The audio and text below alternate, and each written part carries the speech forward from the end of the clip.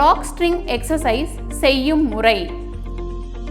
பிராக் string என்பது 3 metre நீளத்தை கொண்ட ரோப்பில் 3 வெவ்வேறு விதமான கலர் பீட்ஸை கொண்டது.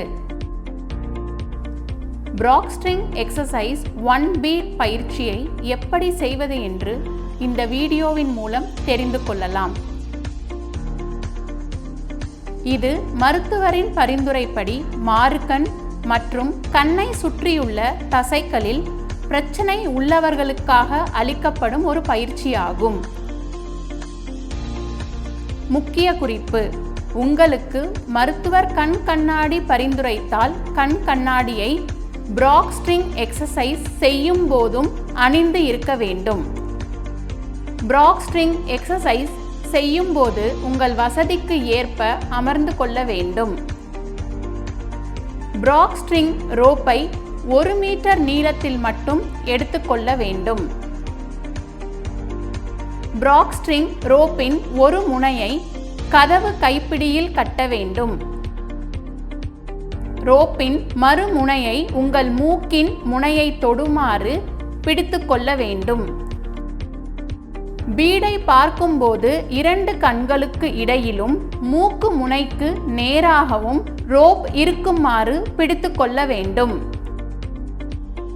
கதவு கைப்பிடிக்கு அருகில் ஒரு பீடை மட்டும் வைக்க வேண்டும். நேராக அந்த பீடை மட்டும் பார்க்கும்போது பீட் ஒன்றாகவும் ரோப் 2ஆகவும் தெரியும். அவ்வாறு தெரியும் போது ரோப் ஆங்கில எழுத்து ஏ போன்ற வடிவத்தில் தெரியும்.